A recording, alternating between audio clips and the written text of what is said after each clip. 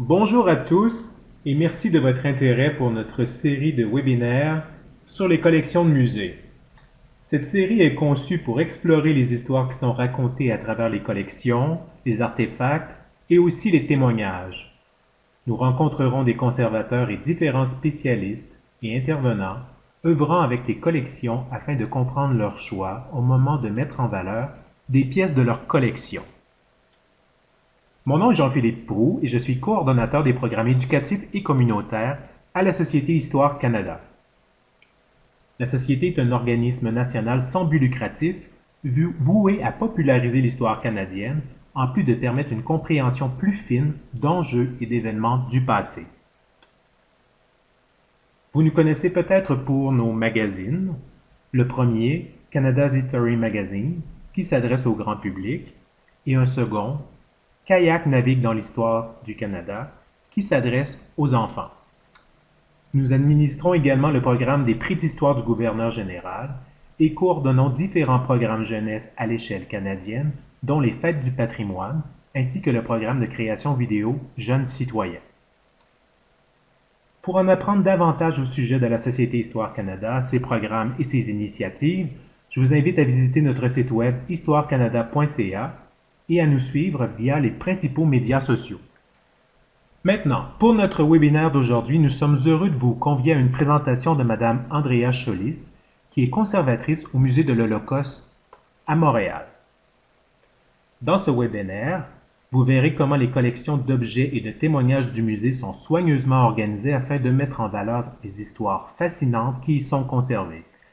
Mme Cholis nous présentera, entre autres, les choix qui ont été faits lors du développement d'une plateforme en ligne mettant à l'honneur les objets phares de la collection du musée et nous expliquera de quelle manière le musée utilise les artefacts pour réaliser sa mission de préservation et de diffusion. À titre de conservatrice au Musée de l'Holocauste à Montréal, Andrea Cholis est responsable de la collection depuis 2016. Elle s'est jointe au musée en tant que guide d'exposition en 2009 et possède une connaissance approfondie de la collection et de l'exposition permanente. Son travail avec la collection lui permet de nouer des relations avec les donateurs, en plus de préserver des histoires familiales importantes. Elle s'intéresse particulièrement aux histoires personnelles de la collection et aux histoires moins connues comme celle des réfugiés juifs internés au Canada pendant la guerre ou encore celles mettant en lumière l'activisme politique des survivants de l'Holocauste dans leur pays d'adoption. À présent, j'aimerais inviter Mme Cholis à commencer sa présentation. À vous, Andrea. Merci beaucoup Jean-Philippe et merci à tous d'être ici pour participer à ce webinaire sur les collections du Musée de l'Holocauste Montréal. Je vais débuter par un bref historique du musée. Le musée a été c'est le premier musée de l'Holocauste au Canada. Il a été fondé en 1976 par des survivants de l'Holocauste et des jeunes membres de la communauté juive de Montréal. 40 ans plus tard, nous promouvons toujours, à travers nos programmes, la mission originale du musée, qui est de sensibiliser les publics aux dangers du racisme, de l'antisémitisme et de la haine. Le musée collecte des artefacts depuis son ouverture et c'est un travail qui se poursuit encore aujourd'hui. La collection contient maintenant plus de 13 400 artefacts, dont la majorité sont des documents et des photos, parce que ces items étaient les plus faciles à sauver, à cacher ou à récupérer avant d'immigrer au Canada. Les artefacts sont donnés au musée par des survivants de l'Holocauste ou des membres de leur famille. Ils permettent de documenter la vie des Juifs avant, pendant et après la guerre. Le musée préserve aussi les témoignages de près de 850 survivants de l'Holocauste. Au musée, nous travaillons avec un sujet sensible. Ça a un impact sur notre façon de travailler et sur les décisions que nous prenons. Les sujets sensibles peuvent activer des réactions ou des émotions fortes. Ils confrontent aussi les professionnels de musée et les visiteurs à des questions ou des dilemmes éthiques. En ce sens, l'approche du musée est de préserver des histoires, de préserver et de présenter des histoires personnelles pour qu'elles soient le plus complètes possible et d'humaniser les victimes ainsi que les parcours individuels. Nous nous efforçons aussi de ne pas mettre l'accent sur les bourreaux afin de ne pas glorifier leurs actions. Cette approche concernant les sujets sensibles s'est reflétée dans notre travail au moment de créer la page Les objets forts sur notre site Web. En 2016, nous avons décidé de profiter de la refonte du site Web afin de créer une galerie qui nous permette de mettre en valeur 100 objets forts qui sont les ambassadeurs des collections du musée. Étant donné que nous n'avons pas un espace d'exposition temporaire sécuritaire, nous pouvons seulement présenter les artefacts au public dans l'exposition permanente. Nous avons donc décidé de tirer parti de l'occasion qui se présentait avec le nouveau site Web pour mettre en valeur les artefacts qui n'avaient jamais été présentés au public et qui avaient été acquis dans les dernières années. La mise en page de la galerie a été choisie pour son esthétisme et aussi pour nous permettre de classer les objets sous 17 regroupements thématiques, qui sont les suivants. L'après-guerre, les camps d'internement au Canada, la clandestinité, les contributions au Canada, les déportations, l'évasion, les ghettos, l'immigration, la libération, les objets de mémoire, les persécutions, les pogroms, la religion, la résistance, les sauveteurs et la vie avant la guerre. Les thématiques ont été sélectionnées parce qu'elles illustrent les expériences et les trajectoires que nous souhaitons mettre en valeur. Le choix des catégories n'a pas été simple parce que nous voulions à la fois présenter toute l'étendue des expériences vécues pendant l'Holocauste et répondre aux attentes du public en ce qui concerne ce qu'il souhaite voir sur le site Web. La plupart des artefacts auraient pu être classés au sein de plus d'une catégorie parce qu'ils représentent en eux-mêmes différentes expériences. Mais pour assurer une navigation plus facile sur le site, une seule catégorie pouvait être assignée à chaque objet. Ce qui veut dire que nous devions classer chacun d'entre eux sous le thème qu'ils représentaient le mieux. Nous avons aussi parfois créé des redondances dans les thématiques en ajoutant des sous-catégories. Par exemple, celles de clandestinité et sauvetage, qui sont toutes deux des formes de résistance. Bien que résistance soit une catégorie sur la page, nous avons ajouté clandestinité et sauvetage en raison de l'aspect unique que présentent ces expériences et de leur importance au sein de notre collection. Les artefacts qui font partie des mêmes catégories thématiques sont liés ensemble, ainsi qu'avec des témoignages de survivants. Notre collection d'histoire orale dispose aussi de sa propre galerie sur le site Web. Les témoignages sont classés en fonction des mêmes catégories que les artefacts, et donc les témoignages et les artefacts qui présentent des expériences semblables sont liés ensemble sur les deux galeries. Les objets sont porteurs de plusieurs couches et nuances d'histoire. Ils sont des traces matérielles d'expérience qu'on ne peut pas trouver dans les livres. Je vais donc vous présenter un échantillon de nos objets forts afin d'illustrer cette relation qu'ils ont avec l'histoire. En débutant avec l'objet qui peut d'emblée sembler un peu plus générique et en terminant avec celui qui est le plus intime. Je parlerai du travail que nous faisons afin de rendre visibles les différentes couches d'histoire pour chacun d'entre eux. En commençant avec cet exemplaire de la radio DKE 38. C'est un artefact qui peut sembler neutre à première vue, mais en faisant une bonne médiation de celui-ci, on peut apporter beaucoup de profondeur. Ce type d'appareil a été produit en Allemagne sous le régime nazi et permettait au régime de diffuser sa propagande dans tous les foyers allemands. L'histoire personnelle des propriétaires originaux de cette radio n'est pas connue. Et quand c'est possible pour nous, on préfère largement partager des histoires personnelles parce qu'elles ajoutent beaucoup de texture à l'histoire et permettent aux visiteurs d'entrer plus facilement en relation avec les objets. Néanmoins, cette radio nous permet de parler du régime nazi tout en évitant de le glorifier. C'est un bon exemple du niveau de contrôle exercé par les nazis jusque dans l'intimité de leurs citoyens. C'est également un exemple fort de la manière dont les politiques peuvent nous affecter au quotidien. On pourrait penser que le musée ne souhaite pas acquérir des objets comme celui-ci, mais nous en recherchons parce qu'ils sont essentiels à la construction d'une représentation de l'époque qui soit le plus juste possible.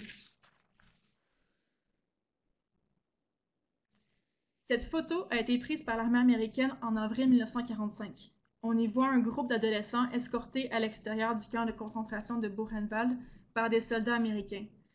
C'est une photo officielle prise par l'armée américaine afin de documenter le travail des soldats pendant la libération.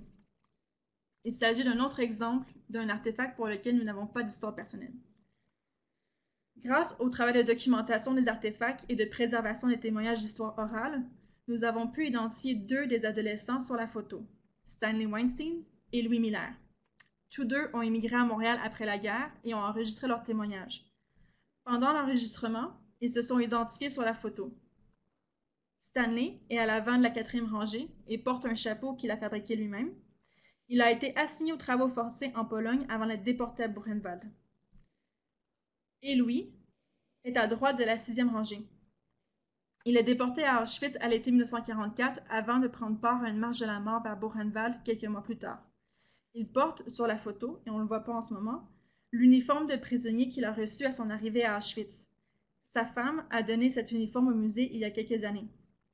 Notre travail de documentation nous a permis d'ajouter de l'information non seulement à la photo, mais aussi à l'uniforme et de faire dialoguer ensemble ces deux objets de notre collection. Des badges comme celui-ci étaient portés afin d'identifier les travailleurs polonais en Allemagne.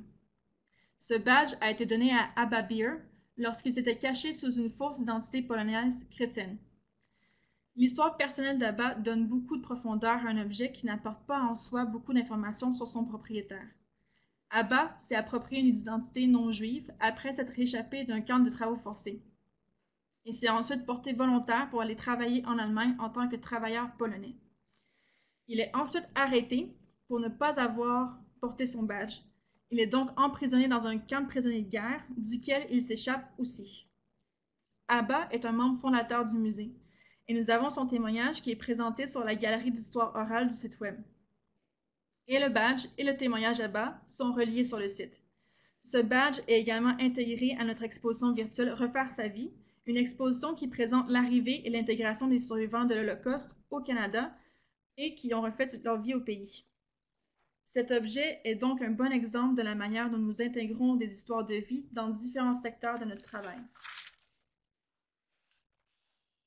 Ce rouleau de la Torah a une histoire particulière.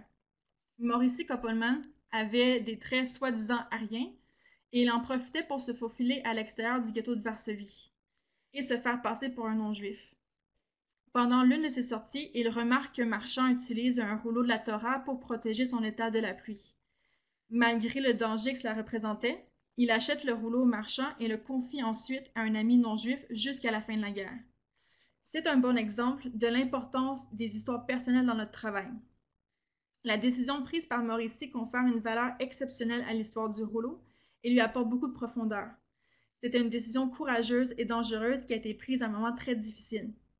Les objets ont leur propre biographie et leurs expériences qui peuvent être indépendantes de celles de leurs propriétaires.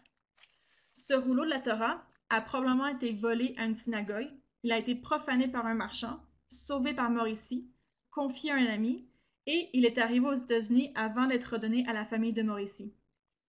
Les gens ont chacun leurs histoires, mais c'est également le cas pour tous les objets. Nous présentons régulièrement cet objet lors de séminaires afin d'informer les enseignants du pouvoir qu'ont les artefacts quand on étudie l'Holocauste et de l'impact des interactions avec ceux-ci. Cet objet est l'ambassadeur du musée. Nous l'appelons le cœur d'Auschwitz. Il a été fabriqué en secret en décembre 1944 au camp de concentration d'Auschwitz pour le 20e anniversaire de Fania Feiner.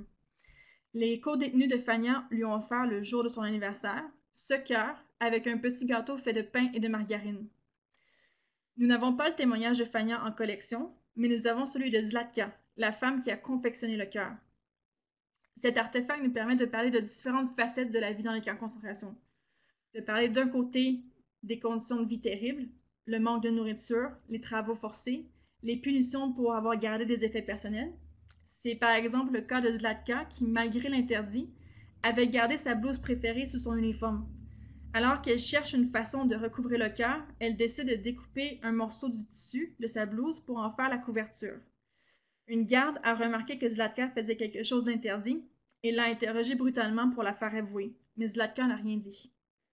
Cet objet est donc aussi un témoignage de la résistance dans les camps, de la solidarité entre les détenus, de l'entraide afin de créer quelque chose qui leur vaudrait une punition très sévère si c'était découvert.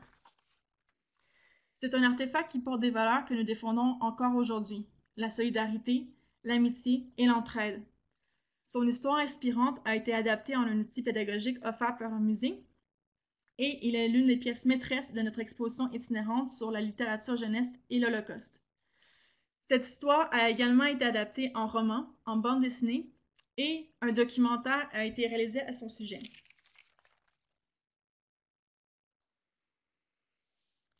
Le dernier objet dont je parle aujourd'hui est cette photo intimiste de Tola et Avrum Feigenbaum, une photo qui parle d'elle-même. Elle a été prise quelques mois après leur arrivée en tant que réfugiés à Montréal en 1950. Nous nous efforçons d'humaniser les victimes de l'Holocauste et nous prenons soin de présenter leurs histoires avant, pendant et après la guerre. Leurs expériences entre 1933 et 1945 ne sont pas des représentations complètes d'eux, et nous choisissons de ne pas les présenter que comme des simples victimes. C'est une photo qui parle de résilience, de ce couple photographié au Belvédère du Mont-Royal, un lieu qui est encore aujourd'hui important pour les Montréalais et les touristes de la ville. Elle relie les visiteurs au présent. Il est aussi important pour nous d'illustrer la vie que ces personnes ont eue après la guerre parce qu'il y a eu un après, et que leur immigration a été bien souvent parsemée de défis et de difficultés. Le partage de ces histoires complètes est une façon pour nous de travailler avec un sujet sensible. Ces 6 objets sont de bons exemples de la façon dont nous utilisons les histoires personnelles afin de raconter l'histoire de l'Holocauste. Je vous invite maintenant à consulter notre site web et nos expositions virtuelles afin d'en voir d'autres exemples. Et en terminant, je vous remercie d'avoir été à l'écoute aujourd'hui.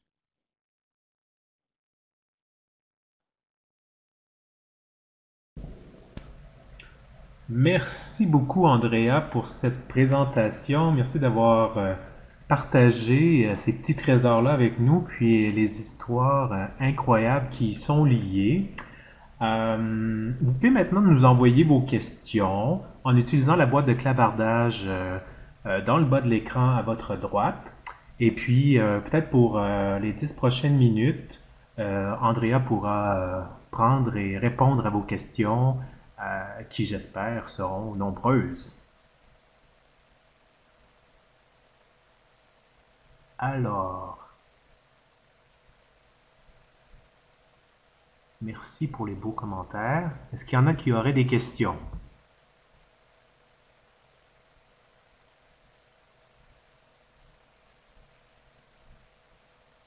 Pendant que les questions s'écrivent, moi j'en aurais peut-être une rapide pour vous, Andrea. Votre collection d'histoires orales, de témoignages, euh, est-ce que c'est un gros corpus dont vous disposez au musée? La collection d'histoire orale du musée est en fait la plus grande collection d'histoire orale sur l'Holocauste au Canada. On est les dépositaires non seulement de notre propre collection, mais également on travaille en partenariat avec d'autres institutions plus petites qui ont des plus petites collections et qui n'ont pas nécessairement les ressources pour les préserver de façon adéquate parce que la préservation de témoignages nécessite quand même un certain nombre d'expertises technologiques et de défis technologiques. Donc, c'est la plus grande collection d'histoire au Canada. Puis c'est une collection vraiment très très riche qui présente de vastes expériences de personnes de partout à travers l'Europe et même l'Afrique du Nord.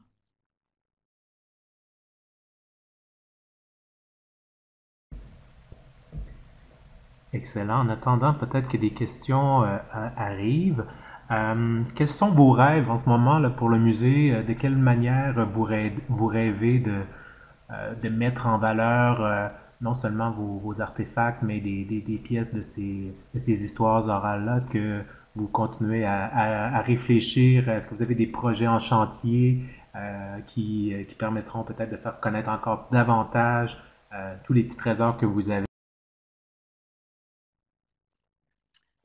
Oui, on a plusieurs projets en chantier. C'est sûr que la situation actuelle avec la crise liée au COVID vient un peu changer la donne. Mais en ce moment, on a souligné l'an dernier le 40e anniversaire de l'institution. Et pour souligner ça, et en même temps souligner le 75e anniversaire de la libération en 1945, on est en train de préparer une exposition temporaire de portraits de survivants. Donc, qui met en valeur les histoires des témoins conférenciers, des survivants qui viennent à toutes les semaines rencontrer des étudiants, des élèves au musée et leur partager leurs histoires. Donc, c'est une exposition qui devait être présentée ce mois-ci, mais qui est maintenant repoussée pour l'instant à l'automne.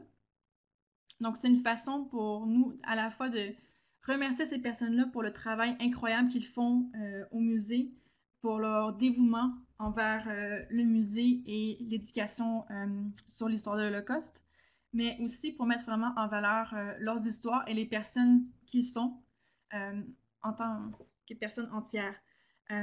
L'autre gros projet, l'autre gros rêve qu'on caresse en ce moment et qui, on l'espère, va se concrétiser dans les prochaines années, c'est que le musée en ce moment est en fait un peu à l'étroit.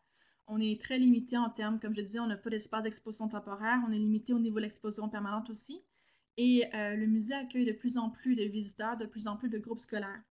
Donc, le rêve que nous caressons pour l'instant, c'est de pouvoir déménager dans un autre lieu qui soit plus grand et qui nous permette justement de mettre davantage en valeur les collections que nous disposons en ayant un espace vraiment de conférence adapté pour les survivants, un espace où on puisse écouter des témoignages, mais aussi des expositions temporaires qui vont nous permettre de vraiment mettre en valeur différentes thématiques des collections, que ce soit l'internement des réfugiés juifs au Canada, que ce soit la résistance, que ce soit les expériences de femmes pendant la guerre.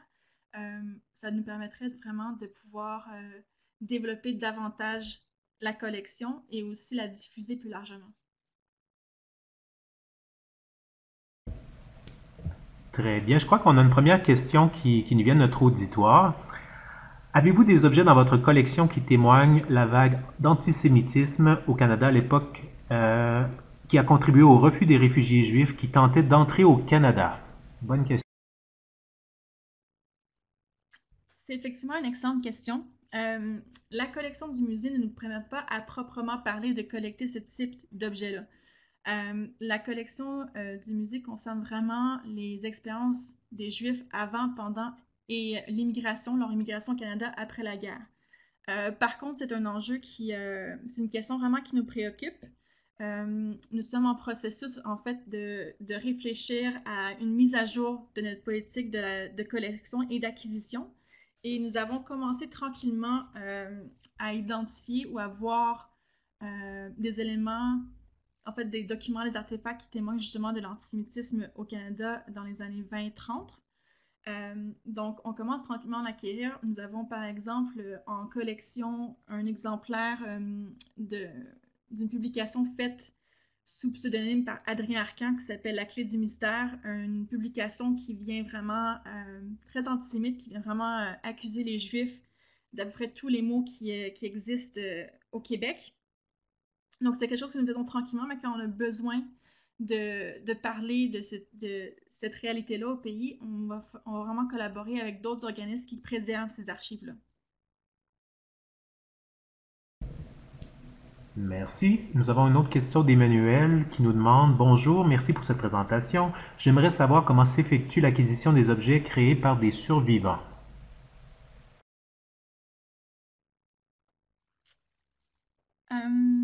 Donc, je pense que la question concerne les objets que les survivants nous apportent parce que c'est pas dans nos politiques d'acquérir des objets qui sont créés de façon contemporaine par les gens.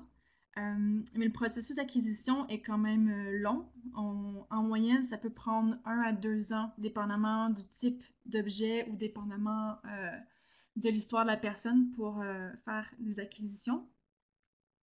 Donc, on va évaluer la proposition en fonction des critères de notre collection, de la pertinence de l'objet pour la collection, de ce qu'il apporte en termes d'éclairage au niveau historique, comment est-ce qu'il vient compléter ce qu'on a en collection. L'objectif, c'est toujours d'enrichir la collection, de vraiment la solidifier puis la rendre plus forte.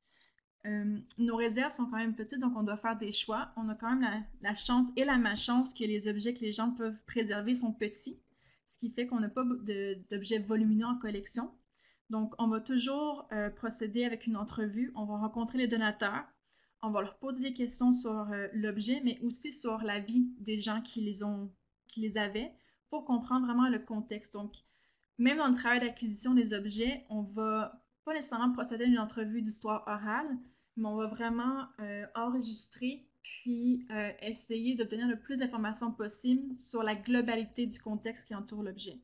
Et une fois que l'objet, l'artefact est accepté par le musée en collection, à ce moment-là, on procède à la signature d'un contrat de don qui vient certifier que le musée est maintenant le propriétaire et le responsable de l'objet et c'est à nous d'en assurer la préservation. Et ensuite commence tout le travail de documentation et de catalogage de chacun des objets individuellement.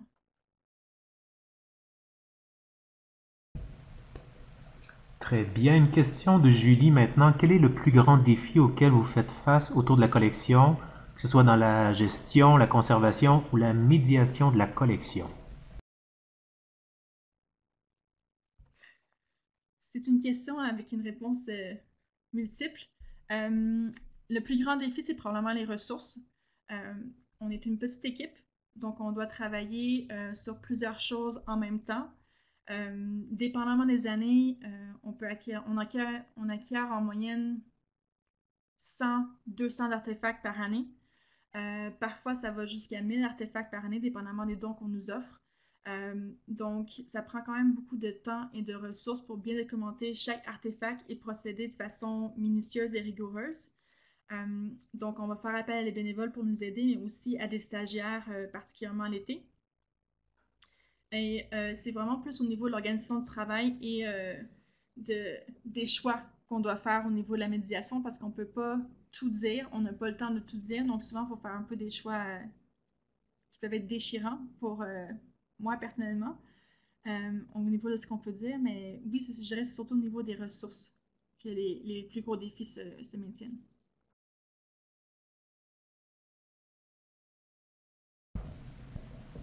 Merci. Je crois qu'il y a une question qui est en rédaction en ce moment, donc peut-être attendre une petite seconde pour que nous puissions y répondre. Vous avez de très bonnes questions, cher auditoire.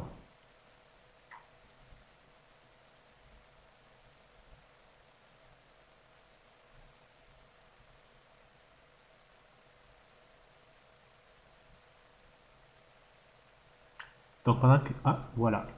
Existe-t-il des conférences sur l'Holocauste au Canada qui rassemblent les archivistes de plusieurs villes au Canada? Euh, oui, ça va arriver périodiquement. C'est sûr que, par exemple, l'association des, des archives qui conservent les archives juives au Canada vont avoir une conférence à chaque année, donc il va toujours avoir une thématique qui est liée à l'Holocauste. Sinon, il va y avoir des conférences universitaires également qui sont associées à cette thématique-là. Le musée va également proposer des conférences, que ce soit avec d'autres musées ou encore avec des collègues de d'autres organismes. Donc, il y a moyen d'avoir accès à beaucoup d'informations quand même sur l'histoire de l'Holocauste au pays. Il y a aussi des universitaires, que ce soit à l'Université Concordia ou à l'Université York à Toronto, qui sont des experts sur l'Holocauste et qui permettent vraiment de justement d'apprendre davantage sur le sujet.